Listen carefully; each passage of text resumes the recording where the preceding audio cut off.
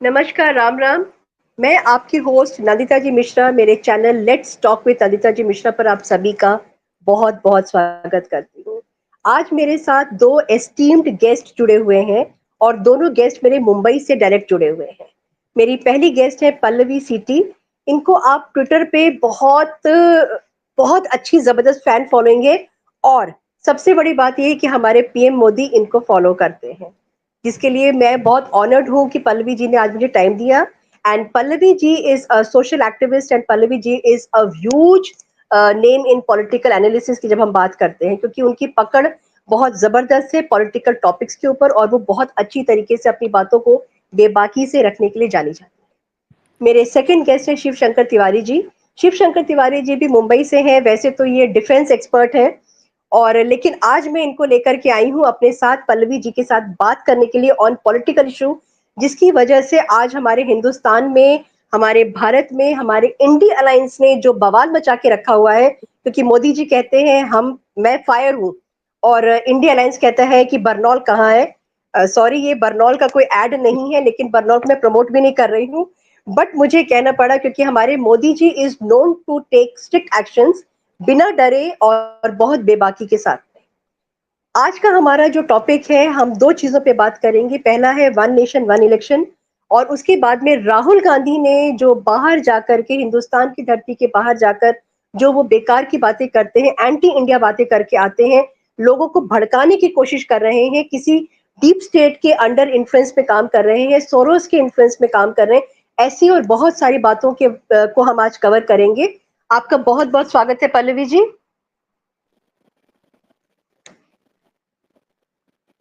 पल्लवी जी, आप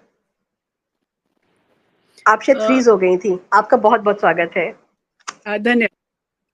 नमस्ते। शिव शंकर तिवारी जी, आपका भी बहुत बहुत स्वागत है। बहुत बहुत धन्यवाद नंदिता जी। पल्लवी जी, हिंदुस्तान में जब हमारा देश आजाद हुआ था 1947 में, उसके बाद 20 सालों तक 1967 तक हमारे देश में वन नेशन वन इलेक्शन ही होता रहा था। उसके बाद में कांग्रेस को कुछ समझ में आया तो उन्होंने अपना जोड़ तोड़ की राजनीति करके उन्होंने इलेक्शन पूरे साल के लिए उन्होंने फैला करके रख दिया था। आज राहुल गांधी के जो नाना जी हैं, उन्हीं ने ये शुरू किया था, लेकिन राहुल गांधी कहते हैं कि ये बहुत गलत हो रहा है हिंदुस्तान में जो मोदी जी कर रहे हैं। अखिलेश यादव है, अखिलेश यादव कहते हैं कि ये कोई बहुत बड़ी साजिश चल रही है। तो मैं ये जानना चाहती हूँ कि बी आर अम्बेडकर जी से और नेहरू से बड़े क्या ये दोनों जो लड़के हैं, जो अपने आप को अभी भी युवा कहते हैं, तो क्या ये कहीं पे बात बैठती है? क्या सही लगता है इनका ये बेकार की बात बोलना? और एक वन तो इज नेशन वन इलेक्शन जो एग्जैक्टली है क्या? जी। एक तो ये 50 साल के ऊपर के लोग खुद को युवा कैसे कहते हैं, मुझे समझ में नहीं आता। राहुल गांधी तो 54 है। इवन अखिलेश यादव की बेटियां अभी युवा बोलने जैसी है। तो पर उनकी हम्म, वाइफ तो बहुत हम्म, यंग दिखती है, तो that is a great complement for. But ये खुद को ना 50 पर भी युवा एग्जैक्टली। नेता बोलते रहते हैं, because they want to hide this basic fact कि राहुल जी इतनी बार इलेक्शन हार गए। अभी देखो 20 साल वो पॉलिटिक्स में है, around since his debut in 2004। तो 20 साल से पॉलिटिक्स में है, but he is not been able to do anything, इसलिए खुद को युवा नेता कहते रहते। नाउ ये सब क्यों हुआ कि सी फ्रॉम इंडिपेंडेंस हमारे पास साइमल्टेनियस इलेक्शंस हो रहे थे, ओके, टिल 1967, जैसा आपने सही कहा।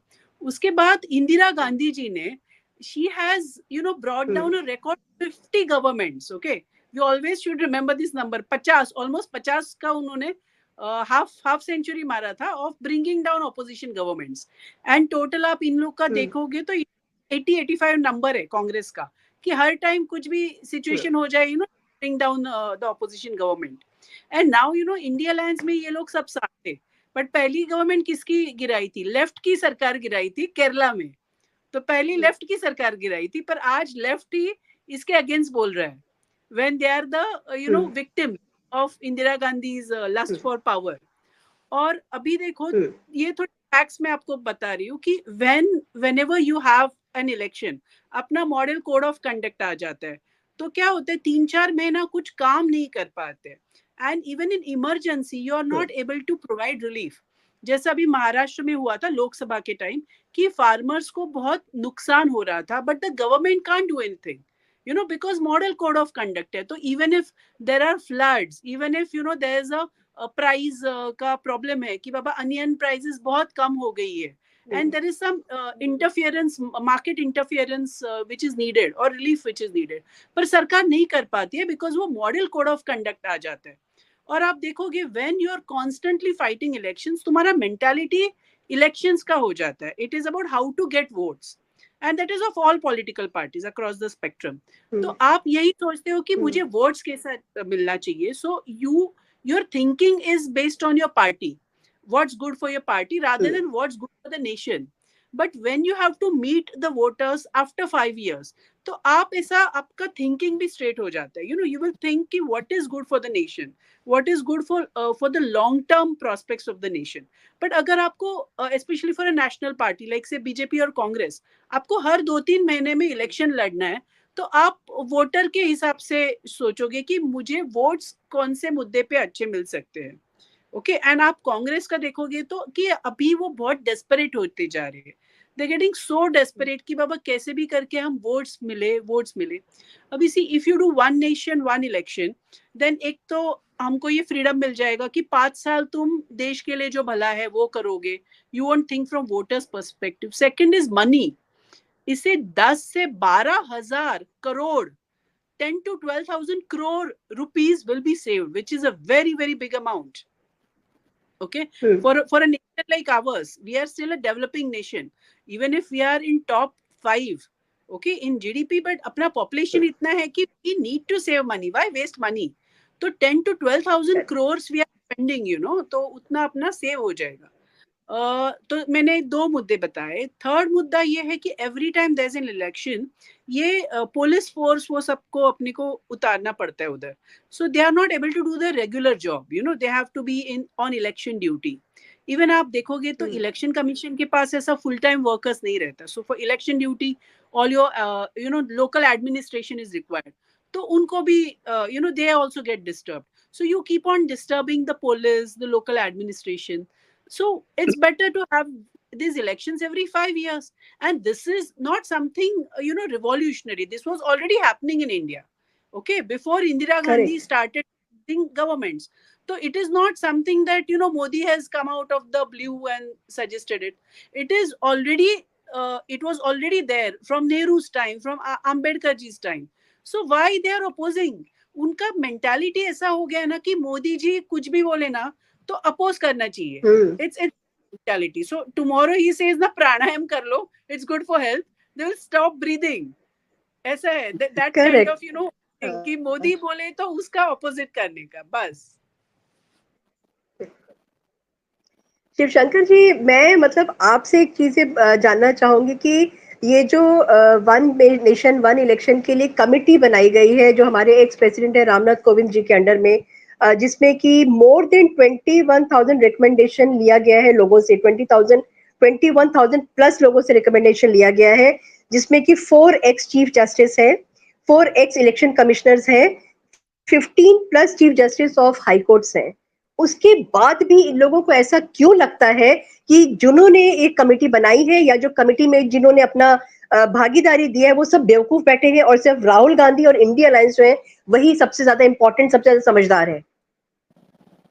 अभी पल्लवी जी ने बहुत अच्छे शब्दों में कह दिया कि अगर मोदी जी प्राणायाम करने को कहेंगे तो ये लोग सांस लेना बंद कर देंगे. तो बेसिकली कि जो इनका माइंडसेट हो गया है, जो हमारे जो वयोवृद्ध युवा हैं हमारे राष्ट्र के, तो ये दोनों हमारे जो वयोवृद्ध युवा हैं, ये मोदी जी द्वारा किया गया कोई भी प्रयास उसको विफल कैसे किया जाए उसमें इनकी बुद्धि ज्यादा चलती है. अब आप सोचिए, इतने बुद्धिजीवियों ने मिल करके कोई एक समस्या का समाधान उन्होंने ढूंढ करके लाया है कि इससे हमारी बहुत सारी चीजें, इफ यू गो टू सी, एक India is not a small country, ठीक है, प्लस ये जो आचार संहिता लागू होती है, मॉडल कोड ऑफ कंडक्ट, ये एक्चुअली कुछ ज्यादा ही मॉडल कोड ऑफ कंडक्ट हो गई, क्योंकि 1 महीने तक आप टोटली पैरालाइज हो जाते हो. सरकार की कोई भी एक्टिविटी, मार्केट फोर्सेस जैसे कुछ कहीं पर इंटरवेंशन की जरूरत होती है तो ये आचार संहिता, और ये आचार संहिता ऐसे हो गया है कि अगर सरकार कुछ करने जाए तो ये हमारे वयोवृद्ध युवा जो हैं, इनके जो दल हैं, इनके सारे लोग टूट पड़ेंगे। तो ये सारी चीजें को बैलेंस आउट करने के लिए बड़ा एक एक्सरसाइज हो जाता है। तो अगर ये बजाय 1 महीने के अगर सिर्फ 15 दिन लागू हो या 10 दिन लागू हो, या उसमें कुछ और संशोधन किया जाए जिसकी वजह से सरकारी आवश्यक काम जो है, जैसे एसेंशियल सर्विसेज एक्ट है, उसके तहत जो भी कार्य आते हैं उसमें अगर सरकार की इंटरवेंशन की जरूरत हो तो उसके ऊपर वो एक एक्सेप्शन इनको देना चाहिए, पहली बात। दूसरी बात ये होती है कि 1 नेशन 1 इलेक्शन आप करते हैं, it is not totally impossible, it is very much doable, ठीक है ना। और भारत जैसे देश में लॉजिस्टिक्स, एक जमाना था जब बैलगाड़ी से बैलेट मशीन जाती थी, अब एक जमाना है कि we are having the most modern and the most quickest means of transport. तो हम जो है ये पूरी एक्सरसाइज एक दिन में खत्म करके हम लोग चैन की सांस ले, ताकि पुलिस अपना काम करे। क्योंकि एज इट इज आप देख रहे हो जगह जगह पर न्यूज रिपोर्ट्स भी आ रही है कि many areas are slightly disturb. तो अगर पुलिस खाली 3-3 महीना 4 महीना इलेक्शन करती रहेगी तो फिर लॉ एंड ऑर्डर कौन देखेगा? तो लॉ एंड ऑर्डर भी आपका जो है सुचारू रूप से चलेगा। उसके बाद में जो है आपका काउंटिंग प्रोसेस भी एक ही दिन में आपको रिजल्ट मिल जाएगा, एक ही दिन में आपका सारा काम हो जाएगा। सो इसमें you are going to save a lot of time, money, energy, fuel and law and order भी मेंटेन होगा। तो ये जो हमारे 2 प्रौढ़ युवा हैं, इनको तो भाई किसी मार्गदर्शक मंडल में अगर डाल देते इनके दल वाले तो बहुत बड़ी कृपा करते हैं हम लोगों के ऊपर। तो कम से कम जो आधुनिक सोच विचार रखने वाले हमारे जो नेता है, जो समय के साथ चलना चाहते हैं, उनको मौका दिया जाएगा कि वो किस तरह से वो आगे बढ़े और राष्ट्र में जो राष्ट्र हित के लिए जो आवश्यक सुधार है उसको लागू किया जाए। तो इसमें और एक पॉइंट ऐड करना जी कि देखिए राजीव गांधी जी ने बताया था like you know he had opposed Mandal commission, he had opposed reservations for OBCs. तो तभी उन्होंने यू नो ये भी बोला था कि मैं ऐसा बुद्धू लोगों को ऊपर जाने नहीं दूंगा। तो अभी ये सब किया है। इसके देखो who is the head of this committee, it is Ramnath Kovind ji, जो हमारे president and he is a great you know he is an expert in law. And उन्होंने जैसे आपने सर्विस दे दिया कि बहुत लोगों से विचार विमर्श करके ही ये सब रिकमेंडेशंस दिए हैं। पर वो दलित है, तो ये जो गांधी हमेशा जाति के बारे में बोलते हैं, दलित एम्पावरमेंट के बारे में बोलते हैं, तो is he calling Kovind ji अ बुद्धू like his father called the called? तो ऐसा ना सी, तुम सिर्फ जात बीत और जनगणना बोलने से फर्क नहीं पड़ता है, तुम एक्चुअली लोगों को कितना रिस्पेक्ट करते हो उससे फर्क पड़ता है। कि अभी कोविंद जी ने recommendations दे दिया है and you know it is all detailed recommendations, so it is also if some state government falls in between what should be done if something happens, so उसमें काफी you know ifs and buts वो सब दिए हैं, उन्होंने detail में दिए हैं। but most of these people have not even read the draft. It is like blindly opposed without even reading what are the draft, what are the you know terms and conditions, what are the exigencies कि बाबा ऐसा हो गया तो ऐसा करेंगे, ये सब दिया है। तो मैं राहुल गांधी से डेफिनेटली ये पूछना चाहूंगी कि आप क्या कोविंद जी को बुद्धू समझते हो क्या, अपने पिताजी की तरह? राहुल गांधी जवाब दीजिए अगर आप हमारा वीडियो देख रहे हैं। पल्लवी जी ने बहुत पर्टिनेंट क्वेश्चन आपसे पूछा है। कमिंग बैक टू दिस, जो इसका पूरा का पूरा कैसे इसको इम्प्लीमेंट किया जाएगा, पल्लवी जी, मैं लोगों के मन में एक बहुत ज्यादा कंफ्यूजन है कि सपोज करिए कि अगर कोई गवर्नमेंट 5 साल से पहले गिर जाती है तो उस केस में जो 1 नेशन 1 इलेक्शन का जब टाइम आएगा तो वो कैसे हैंडल किया जा सकता है? See, I have not suppose I have not read those details, but it is there. There are exigencies, all these different things in that. Okay, वो draft में पूरा है, but मैं वो part पढ़ा नहीं है, but I know that it is in the draft that what exactly is going to happen. Yeah, I mean they have given all. क्योंकि ना मुझे लोकसभा और विधानसभा के इलेक्शन तो साथ में लोग करेंगे और बाकी जो छोटे इलेक्शंस है, बाय इलेक्शंस और वो तो चलिए इलेक्शन मोड अपना रहता है। They were also talking about local. See, there are basically 3 level of elections. Main panchayat जरा अलग है, but if you look at the 3 main elections, you know, अपना Lok Sabha, then assemblies, and then municipal elections. Then these be together. And if you see panchayat वो थोड़ा अलग तरह से भी होता है, वो बैलेट बॉक्स से हो जाता है, so but तीन तो एक साथ हो सकते हैं. And it can be done in phases. It's not necessary कि एक दिन में करे, वो phases में हो सकता है. But what happens is that entire election process is completed in a month's time, or 2 months time, 1.5 months time, and the nation is not in an election mode all the time. Because अभी देखिए ना, मोदी जी का भी क्या रहता है, from a central government point of view, it's not good कि आप हमेशा election mode में रहे. तो even if you are having some plan, आपका वापस आपको वो plan ना ये करना पड़ता है. You also get affected a lot by all these things. So elections can be taken. मुझे लगता है कि बहुत सारे नेताओं की और मीडिया हाउसेस की दुकानें भी बंद हो जाएंगी अगर वन नेशन वन इलेक्शन आ जाता है. बिकॉज जो media houses they survive on the donations या जो एडवर्टाइजमेंट्स होते हैं उसी पे सर्वाइव करते हैं. तो मेरे ख्याल से अपोज करने में अगर इंडिया अलायंस या ऑपोजिशन हमारा आगे है तो मीडिया हाउसेस भी पीछे नहीं रहेंगी. आप क्या बोलते हैं शिवशंकर जी इसके बारे में? ये एक्चुअली इनकी जो एग्जिट पोल वाली जो प्रोग्राम्स आती है ना, मैं उनको बड़े ध्यान से देखता हूँ और अब तक देखता हूँ कि उनका प्रेडिक्शन इज हार्डली 30% राइट. ठीक है ना.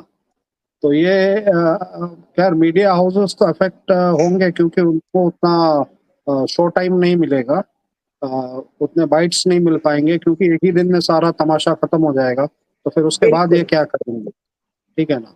बट एक बात ये भी है कि कंपेयर्ड टू प्रीवियस इलेक्शंस से may be 2 decades back, and if you go to see now, media is playing a very I will say it's playing a very important role.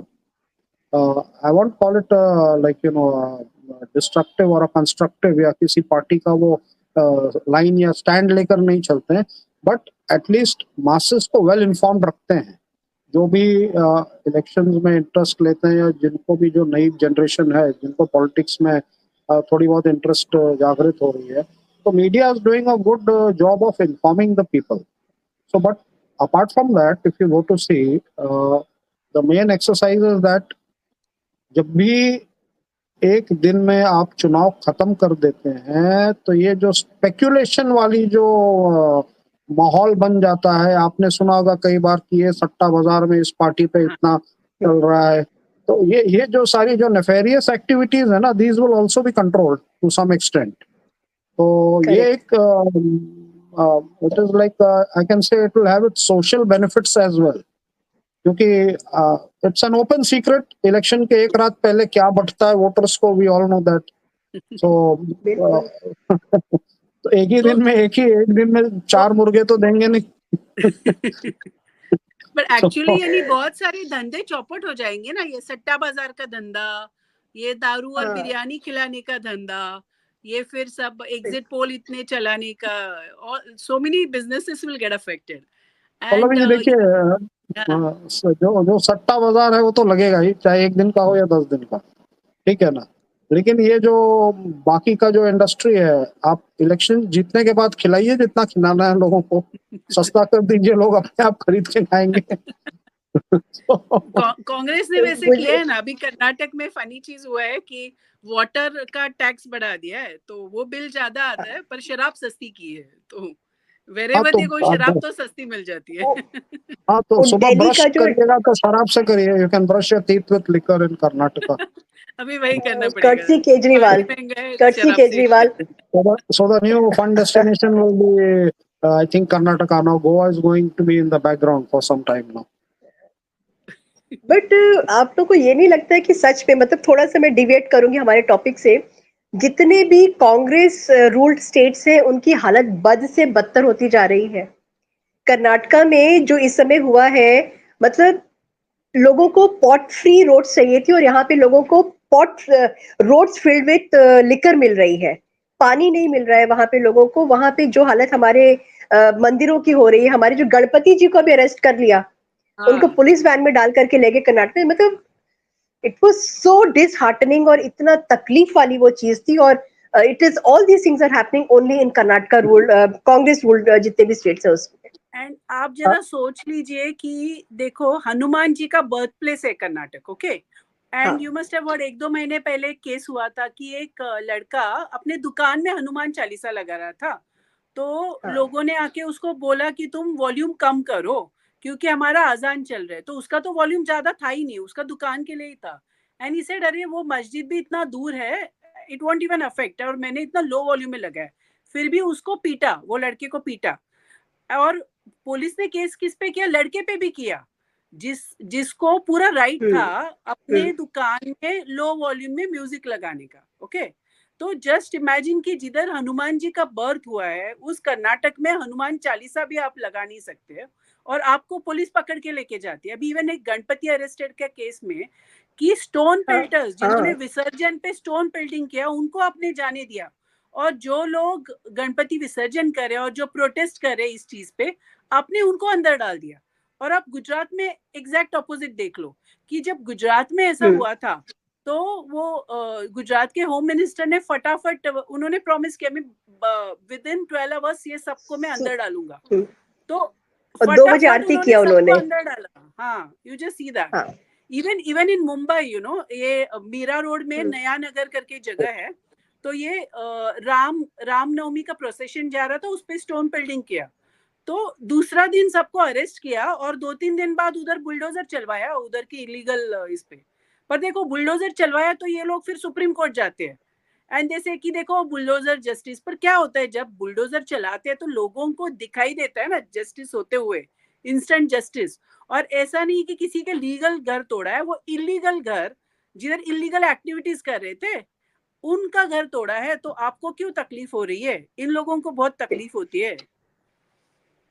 बिल्कुल, मतलब मुझे कभी-कभी लगता है कि हम लोग रिफॉर्म्स की जो ज़रूरत, अभी हम लोग जो बात कर रहे थे, रिफॉर्म्स कुछ हुए हैं और कुछ होने जा रहे हैं। अभी जैसे अब भारत आचार संहिता तो वो आ चुका है, इलेक्शन रिफॉर्म अभी आने वाला है विंटर सेशन में, मेरे ख्याल से इसके ऊपर भी कुछ ना कुछ, क्योंकि हमारे पास नंबर्स हैं लोकसभा में भी और राज्यसभा में भी, तो आई थिंक वो पास हो जाएगा।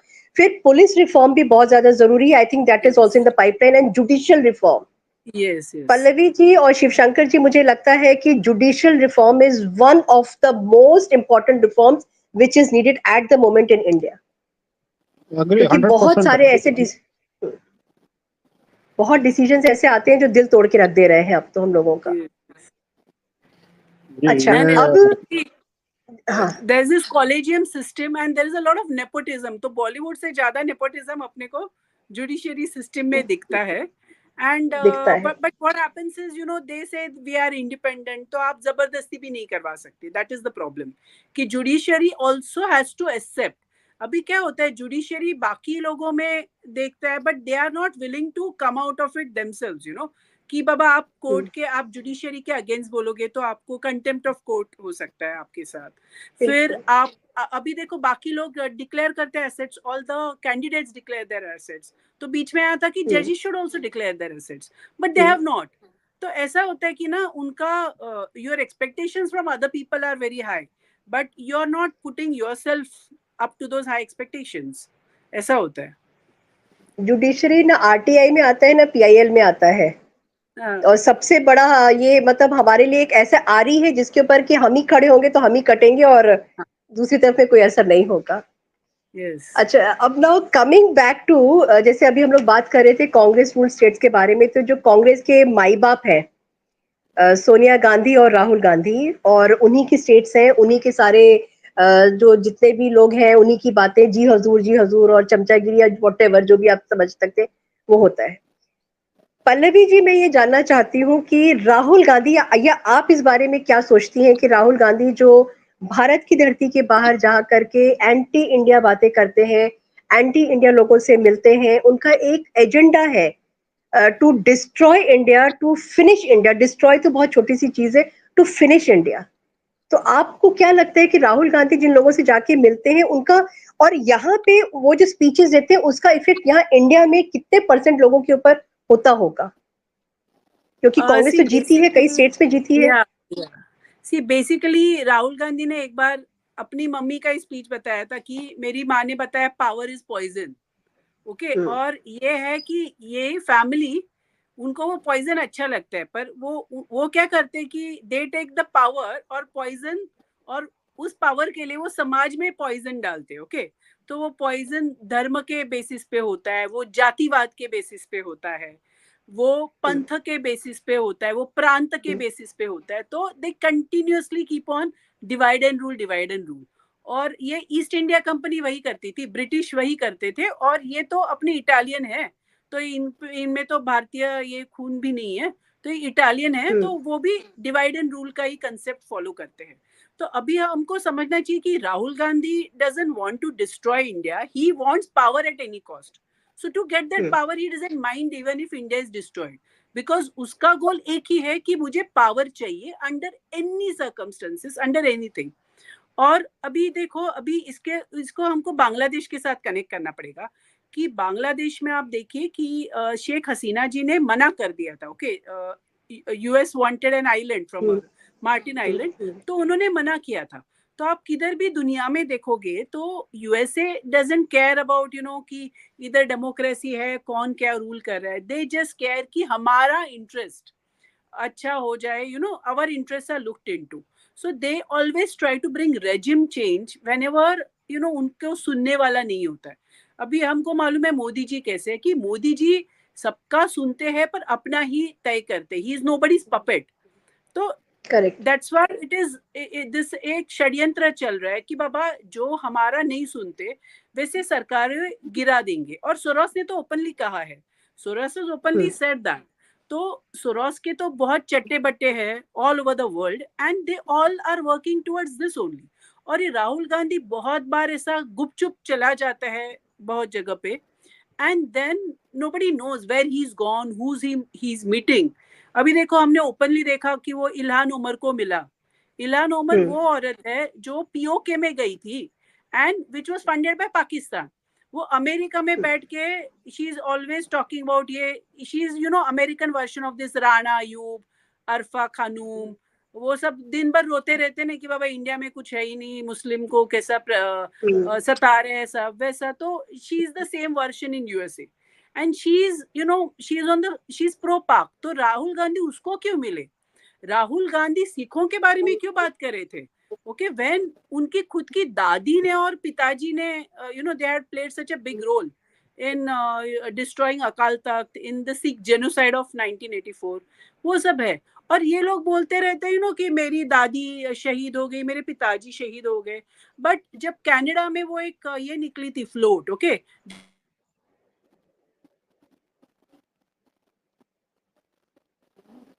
that they had glorified Indira Gandhi's assassination, तो तभी हमारे जयशंकर जी भी उसके अगेंस्ट बोले, बट ये कुछ बोले ही नहीं। Rahul Gandhi didn't say a word. Now see, Sonia Gandhi is not on Twitter, but Rahul Gandhi is on Twitter, Priyanka Gandhi is on Twitter. They didn't say a word कि आपकी दादी जी का assassination glorify किया है।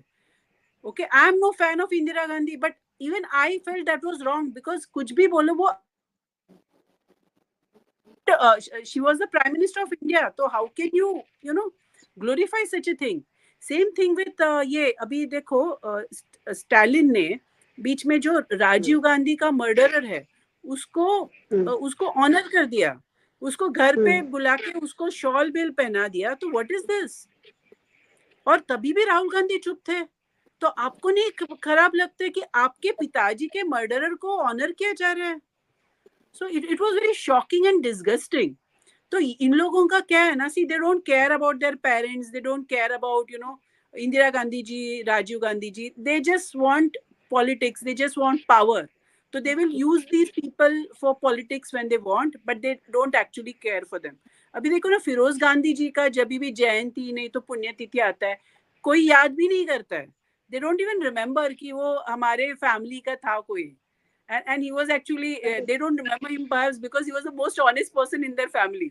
He was the person जिसने नेहरू जी का पहला scam निकाला था, LIC स्कैम, जीप स्कैम, सब उन्होंने निकाला था। तो that's why they don't like him, and that's why they don't remember him. And अभी देखो क्या हुआ है कि बांग्लादेश में रेजिम चेंज हो गया, तो they are trying to do the same thing in India, कि इंडिया में भी पपेट बनाओ। तो इससे पप्पू पपेट से और कौन अच्छा रहेगा फॉर पपेट, कि बाबा जो बोलो वो कर देगा। So he is like the perfect puppet. And आप ये मणिपुर का भी एंगल उसमें देख लीजिए कि this is also part of the deep state conspiracy कि Manipur is a Christian Kuki land. तो ये जो कुकी लैंड का ड्रीम है, it is having Manipur, some parts of Manipur, some parts of Mizoram, some parts of Myanmar, okay, and some parts of China also. So they are after this Kuki land, creating this Christian majority state of Kuki land in near Manipur. तो ये भी उनका deep state का plan है. तो उधर क्या है, देखो डीप स्टेट क्या करता है कि they will try to create all these areas of conflict so that तुम हर जगह वो देशों को छोटा बना सकते हो. Now what is the deep state plan? Okay, US deep state का प्लान क्या है कि रशिया को वीक करो, रशिया को डिवाइड करो, फिर चाइना को भी डिवाइड करो, ओके, चाइना को भी बाल्कनाइजेशन करो, और फिर इंडिया के भी टुकड़े करो. तो सी we three are actually competition for the West. तो हम तीनों को जितना वो डिवाइड करेंगे, हम उतना वीक हो जाएंगे. So that's the entire plan, and Rahul Gandhi is just a puppet in this entire plan. But he is a very dangerous puppet. Dangerous. Yes, he is a very dangerous. उसको बालक बुद्धि में नहीं बोलती हूँ मैं, उसको शैतान बुद्धि बोलती हूँ. करेक्ट, बिल्कुल बिल्कुल एकदम ना, जैसे वो he is just like a snake, a very poisonous snake. और जो अपनी कुंडली जमा करके अभी तक बैठा था, उसको मौका मिला तो तुरंत फन निकाल करके इज रेडी. शिव शंकर जी, मैं आपसे एक चीज, एक कमेंट चाहूंगी कि राहुल गांधी का जो मुझे समझ में आता है, क्या ऐसा है कि इंडिया को पार्ट्स में डिवाइड कर दो, किसी भी एक स्टेट का बस मुझे प्राइम मिनिस्टर बना दो, मुझे प्राइम मिनिस्टर बनना है, क्योंकि उसकी मम्मी का बहुत बड़ा ड्रीम है कि भाई मेरा बेटा जो है वो भी पीएम राहुल गांधी के नाम से हिस्ट्री में जाना जाए.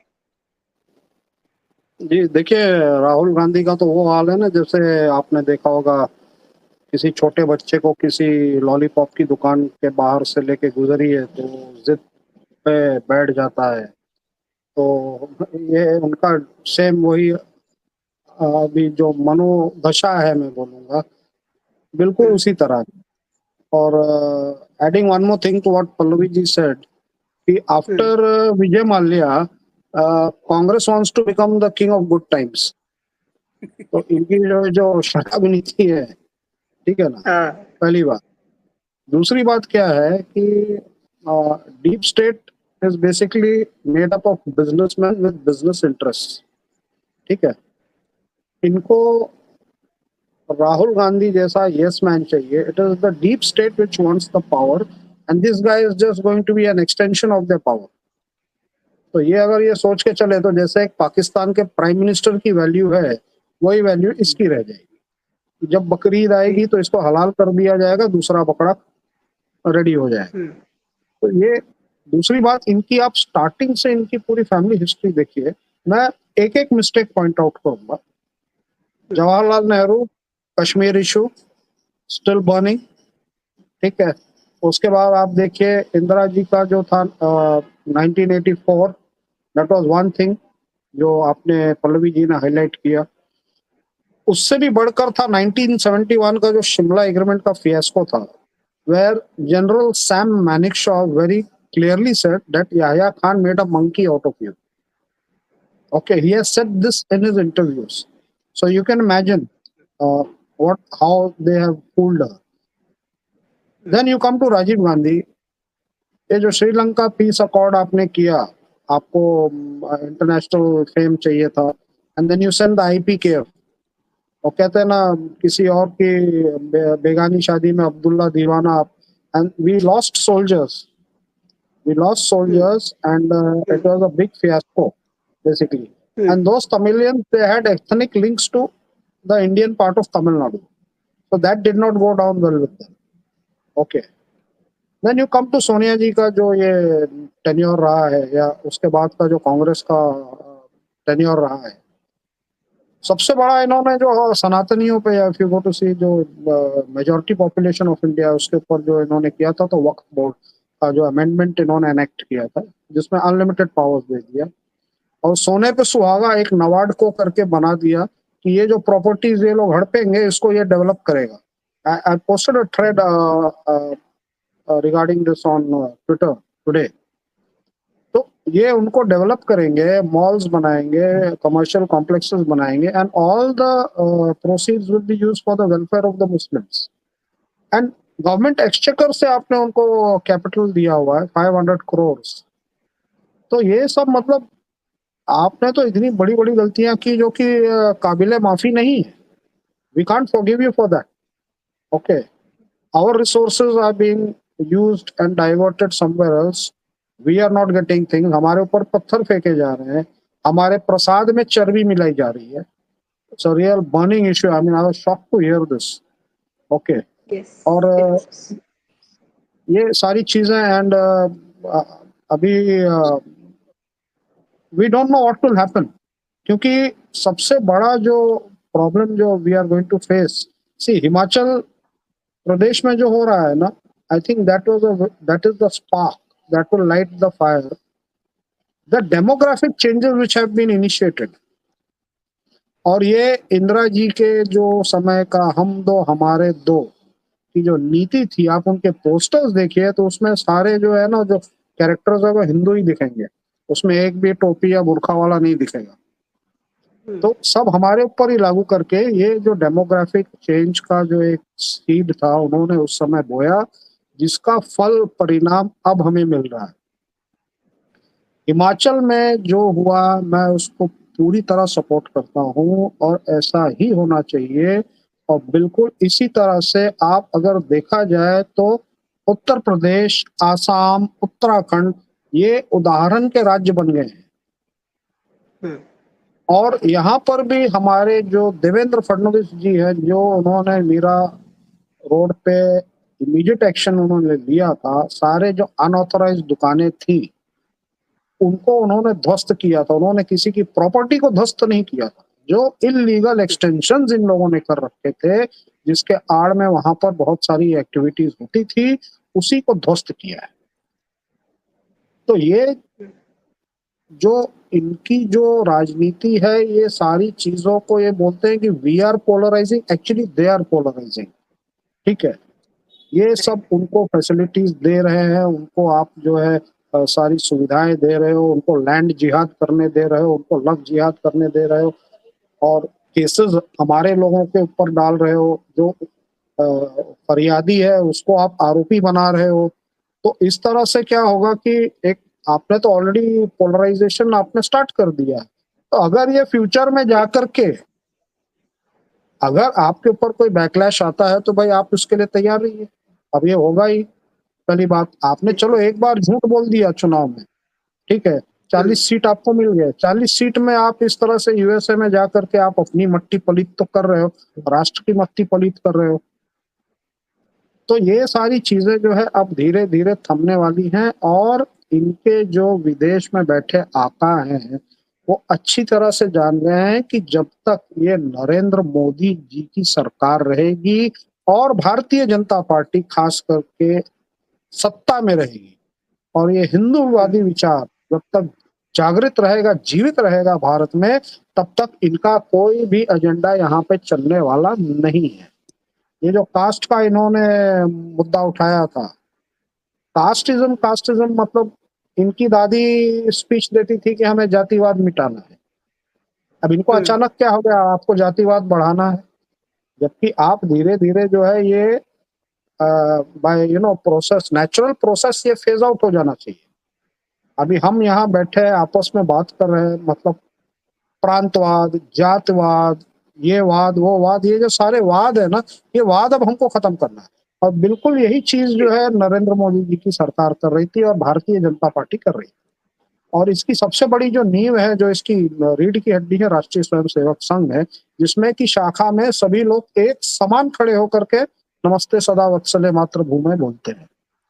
तो ये चीजें इनको खटकने लगी थी। अब ये अपनी शक्ति को क्षीण होते हुए देख करके ये विचलित हो गए हैं। अब इनको मतलब, अब कहते हैं ना, अभी मैं तो युवा हूँ और बालक बुद्धि हम बोलते हैं। पल्लवी जी ने आज एक अच्छा टाइटल दे दिया, शैतान बुद्धि। तो एक दिन ऐसा एक समय आएगा इनकी पास बुद्धि ही नहीं रहेगी, जो कानों के बीच में जो होता है ना वो पूरा प्लॉट ही खाली हो जाएगा। तो let us wait, fingers crossed. Modi ji is a very capable person and we have got a galaxy of capable people. Modi ji हैं, गडकरी जी हैं, योगी जी हैं, हेमंता शर्मा है, देवेंद्र फडणवीस हैं, प्लस अब साउथ में भी बहुत सारे हमारे स्टार्स, अब राइजिंग स्टार्स और हैं। एंड ईस्ट में भी अब धीरे धीरे, क्योंकि आप देख रहे हैं कि जो दीदी अमीन है, ये पल्लवी जी ने उनको नाम दिया था दीदी अमीन, तो दीदी अमीन की भी जो है, Didi Amin is also facing the heat now. तो वो भी ज्यादा दिनों की मेहमान नहीं है, क्योंकि अब जो बंगाली जो इंटेलिजेंसिया है, जो भद्रलोक है बंगाल का, वो भी इनसे उब गया, इन सब चीजों से उब गया, because it was such a rich, culturally rich state. सारे साइंटिस्ट, नोबेल लॉरिएट्स को प्रोड्यूस किया। और वहां पे क्या हो रहा है, आए दिन दंगा फसाद, rape, that two of a lady doctor. I mean, जो एक जीवन दान देने वाली चीज है, एक जिससे आपको जीवन प्राप्त होता है, वो आप उसी के साथ इस तरह की हरकत कर रहे हो। तो ये तो सारा जो इनका इंडी गठबंधन का, हम भारत को बचा लेंगे, ये तो पूरा that bubble has burst. I mean, they can't show their faces. तो अभी इनके पास वही है, यूएसए में जाओ, रो दो। और इल्हान उमर जैसी है, जहां ट्रम्प की सरकार आएगी तो she will be deported immediately. I think within a week Trump will get rid of her. वहां आप जाके रो रहे हो। ये तो वही हाल हो गया जैसे जाके इमरान खान को बताओ कि भाई मुझे प्राइम मिनिस्टर नहीं बनने दे रहा यार, कुछ करो आप हमारे लिए। तो ये हुआ भी है। तो जिनकी खुद की गारंटी नहीं, आप उनके पास जा रहे हो। पल्लवी जी, बैक स्टेज मेरी आपसे बात हुई थी, तो मैंने कहा था कि नहीं, हम इस टॉपिक को टच नहीं करेंगे आज की वीडियो में, हम इसको नेक्स्ट डे करेंगे। बट मुझे लगता है ये बहुत अर्जेंसी वाला अब ये बात हो गई है। अभी आपसे बात जैसे हुआ कि हमारे शिव शंकर जी ने बोला कि हमारे प्रसाद में जो चर्बी मिल रही है, ये एक बहुत बड़ा इशू अभी उठ करके आ गया है। एक हाल फिलहाल में कल ही आया है मेरे ख्याल से। तो हम इसके ऊपर बात करेंगे। छोटे से कुछ आप इसके बारे में बताइए कि मतलब क्या इशू है ये, और ऐसा क्यों हो रहा है इस तरीके से। एक्चुअली कल चंद्रबाबू नायडू जी ने ये इल्जाम लगाया था कि ऐसा लड्डू इज एडल्ट्रेटेड करके, ओके, कि लड्डू प्रसाद, जो प्रसाद का लड्डू होता है उसमें जो घी मिला है वो गड़बड़ है करके उन्होंने बताया। तो आज टेस्टिंग का भी रिजल्ट्स आ गया, और टेस्टिंग के रिजल्ट्स में भी यही आ गया कि उसमें जो बीफ है, यानी गाय की चर्बी, और इसका फिश ऑयल यानी मछली का तेल, वो सब मिक्स्ड है। बिकॉज वो घी है ना, वो प्योर नहीं है, वो उसमें मिलावट है। ओके, वो पैसा बचाने के लिए ऐसा करते। तो they were sourcing its from some place in Tamil Nadu. And just imagine, ये जो तिरुपति मंदिर है वो देश का सबसे रिचेस्ट टेम्पल बॉडी है, बट बिकॉज ये सरकार चलाती है, तो जगन रेड्डी, हम सबको मालूम है कि ही इज अ क्रिप्टो, ओके, तो किसी को भी वो टेम्पल बोर्ड पे बिठा देते हैं। और हमेशा क्या होता है, अभी देखो इन कांग्रेस ने क्या किया, अभी जैसे शिवशंकर जी भी 2-3 एग्जांपल्स दिए थे, this is one more example कि temples are controlled by the सरकार, but mosque and Christian religious things are not controlled. ये मुस्लिम्स का भी दरगाह रहे या मॉस्क रहे, दे कंट्रोल इट देमसेल्व्स। तो यानी हिंदू को अक्ल नहीं है क्या खुद का टेम्पल संभालने के लिए? आपको रूल बनाना है तो इक्वल बनाओ ना सबके लिए, कि nobody can, government will control all religious institutions. तो अभी क्या है कि सरकार सिर्फ हिंदू टेम्पल्स को कंट्रोल करती है। तो क्या होता है, सी व्हेन अ सरकार looks at it, they are not looking at it from धार्मिक एंगल। कि अभी देखो ना, सबसे रिच एक तो if you look at overall it is Tamil Nadu in think of if you consider temples, but Tamil Nadu में अराउंड 20,000 मंदिर है जिसमें रोज पूजा अर्चना भी नहीं होती है, एक दिया भी नहीं लगाया जाता है। बिकॉज सी गवर्नमेंट सब पैसा लेती है, तो वो बेचारे पुजारी को देने के लिए भी तनख्वाह नहीं रहती, कुछ नहीं रहता है। So I think the next big reform the government may bring is to free Hindu temples. And सरकार देखने के लिए अपना एक ट्रस्टी डाल सकती है ना on the board. They should put their trustee on the board so that they can ensure that there is no corruption. But जिनको श्रद्धा है, those people should be looking at the temple. They should be looking, because अगर श्रद्धा होती तो quality control would have been much higher. ये ऐसा नहीं होता कि बाबा कुछ चीप क्वालिटी का घी लिया जिसमें ये सब एडल्ट्रेशन है। जस्ट इमेजिन, तुम एक भक्त हो, तुम वो प्रसाद लेते हो, तुम कितने भक्ति भावना से वो प्रसाद खाते हो, and it is having all this adulteration. And this reminds me of अपना 1857 में जो हुआ था, कि जो ब्रिटिश आर्मी में कार्ट्रिजेस यूज किया था, उसमें गाय की और पिग की चर्बी थी, तो दैट्स व्हाई तभी वो म्यूटिनी हुआ था, सेपॉय म्यूटिनी। हाँ, जिसको वीर सावरकर जी ने India's first war of independence against British कहा, तो तभी दैट वाज द रीजन। तो I hope this becomes the reason for a modern movement to free Hindu temples. Our country is going through so many jihads ना, in hands of, कभी थूक जिहाद हो जाता है और शूशु जिहाद हो जाता है और लैंड जिहाद है, मतलब जिहाद के साथ में अब हमारे मंदिरों के साथ में भी हमारे प्रसाद का भी एक जिहाद शुरू हो गया है, चाहे वो गवर्नमेंट करे चाहे वो दूसरी कम्युनिटी जो सब पीसफुल कहते हैं, PEACE, but I call it PIECE, टुकड़े वाली पीसफुल जो होती है ना, I call that community as peaceful community in that sense. Pallavi ji, Shivshankar ji, thank you so much, आपने इतना अपना टाइम निकाला। एंड मैं व्यूअर्स को बता दूं कि इस समय 10:38 हो रहे हैं रात में, और हम ये रिकॉर्ड कर रहे हैं इसलिए क्योंकि हम लोग बहुत पैशनेट है, हम लोग अपने देश के लिए खड़े हैं, चाहे वो कोई भी टाइम हो जाएगा, वी आर ऑलवेज देयर। और I am so thankful to you Pallavi ji and Shivshankar ji कि इतने लेट आवर्स में भी आपने मेरे कहने पे आप आए हैं और आपने टाइम निकाला और मेरे वीडियो को आपने इतना सारा नॉलेजेबल चीजों के आपने बताया और चीजें अपनी शेयर की, अपनी knowledge. Thank you so much. मेरे चैनल को लाइक करिए, सब्सक्राइब करिए, शेयर करिए, और इस वीडियो को जितना ज्यादा शेयर कर सकते हैं शेयर करिए, ताकि लोगों को पता चले कि एग्जैक्टली हमारे देश में क्या हो रहा है और हम लोगों को कैसे बेवकूफ बनाया जा रहा है। आपका बहुत बहुत धन्यवाद पल्लवी जी, शिवशंकर जी, आपका बहुत बहुत धन्यवाद। धन्यवाद। जय हिंद, जय भारत, भारत माता की जय। भारत माता की जय। भारत माता की जय।